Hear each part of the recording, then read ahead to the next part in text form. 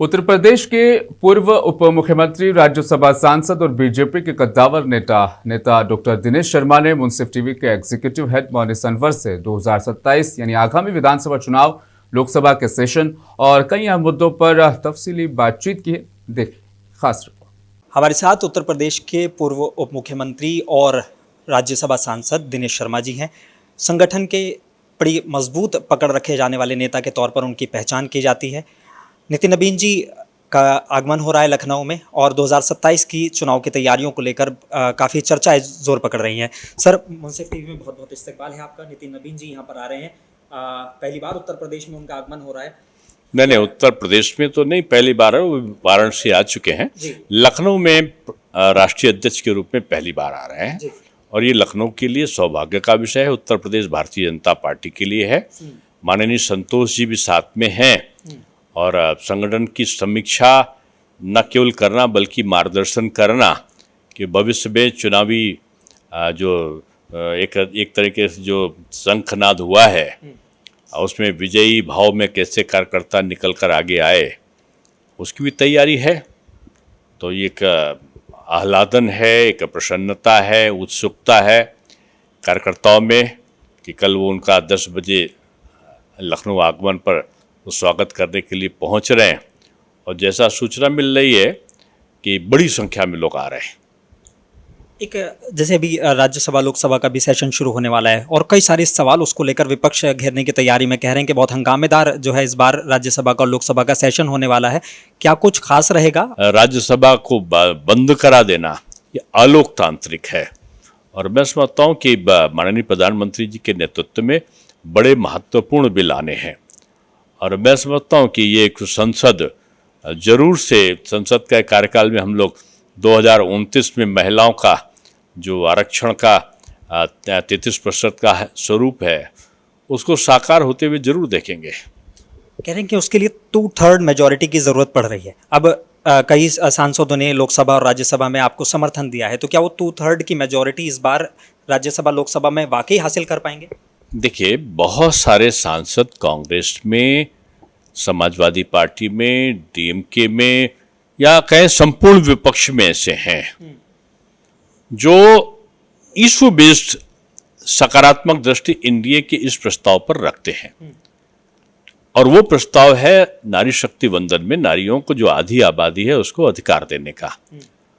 और इस विषय को लेकर तमाम अंतर्द्वंद में विपक्षी दल फंसा हुआ है और उन्होंने जिस प्रकार से विरोध किया, आसाम में और बंगाल में जनता ने दंड दे दिया कि महिला आरक्षण का विरोध करने वाली कांग्रेस भी पराजित हुई और उधर ममता जी का भी वर्चस्व समाप्त हो गया। इसलिए मुझको लगता है कि अब ये ऐसी गलती करने वाले नहीं हैं। एक बड़ा सवाल अखिलेश यादव ये कह रहे हैं कि ये चुनाव आखिरी होने वाला है उत्तर प्रदेश के लिए भी और देश के लिए भी, उसके बाद कभी चुनाव नहीं। नहीं, ये आखिरी होने वाला है। जो कहा है वो बिल्कुल सही कहा है, लेकिन प्रदेश के लिए नहीं आखिरी होने वाला है। वो जो विपक्ष का जो प्रमुख दल है उसके लिए ये निराशावादी चुनाव जरूर होगा और बुरी पराजय के बाद जैसे तृणमूल का अस्तित्व समाप्त की तरफ चल रहा है, जैसे अगर आप दूसरे प्रदेशों में देखो तो जो दल हमसे मुकाबला कर रहे थे समाप्त प्राय हैं, तो उनके लिए जरूर आखिरी हो सकता है।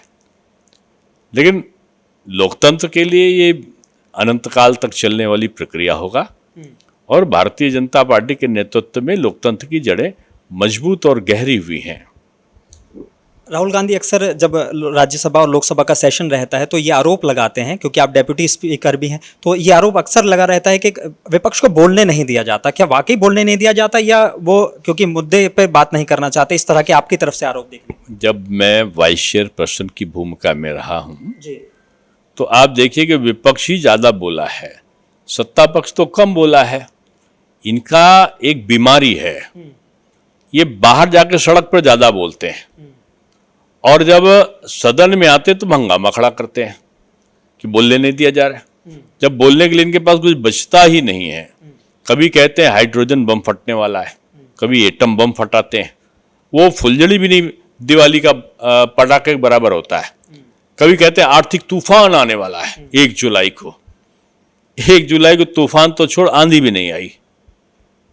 ये अफवाह के आधार पर राजनीति करने वाले पार्ट टाइम नेता लोग हैं जो चुनाव के समय पॉलिटिकल टूरिज्म पर निकलते हैं। तो मैं नहीं समझता कि इनका कोई अस्तित्व है। ये बेसलेस थे, इशू बेस्ड नहीं थे, बेसलेस थे। अगर इस बार वो इशू बेस्ड हैं तो क्या पहले इशू बेस्ड नहीं थे? नहीं, वो आप पर आरोप लगाते हैं कि सिर्फ धर्म की राजनीति करते हैं। अच्छा, तो अब जो घंटा घड़ियाल बजा रहे हैं, माथे पे तिलक लगा रहे हैं, नानी तक ने उनके मना किया था एक नेता के कि वहां ना जाना, तब भी चले गए। बहुत सारे लोग मंदिर बनवाने लगे हैं, बहुत सारे लोग परिवारों को दर दर दर्शन के लिए भेज रहे हैं, बहुत सारे लोग नौकायन से लेकर हर हर महादेव का नारा करने लगे। तो वो राजनीति का कुछ और की कर रहे हैं।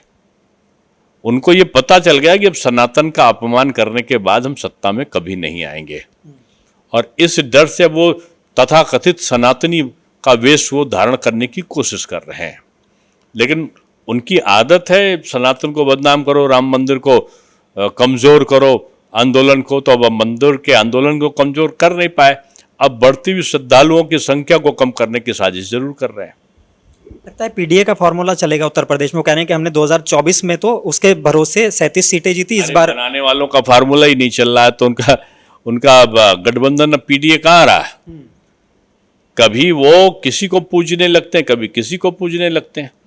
जो कब्रिस्तान और शमशान का विवाद खड़ा करने वाले लोग हैं, जो कथावाचक में भी ब्राह्मण और यादव का नाम लेकर तूफान खड़े करने वाले लोग हैं, इनकी अस्थिर नीति है, स्थायित्व का भाव नहीं है इनमें।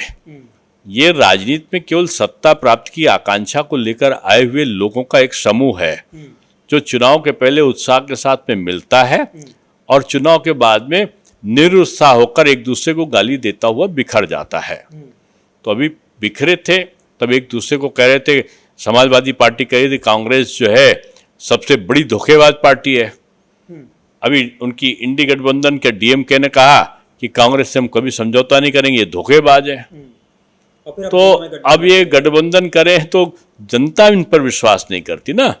पहले गाली देते हो, फिर मिलते हो, और मिलते इसलिए हो कि आप में हैसियत नहीं कि अकेले आप मोदी जी के नेतृत्व में बीजेपी का सामना कर सको। बहुत शुक्रिया सर हमसे बात करने के लिए। तो दिनेश शर्मा जी हमारे साथ, पूर्व उप मुख्यमंत्री और राज्यसभा सांसद, बड़ी बेबाकी से उन्होंने अपनी चीज़ों को रखा है। कैमरा पर्सन के साथ मुनीष सनवर, मुंसिफ टीवी, लखनऊ।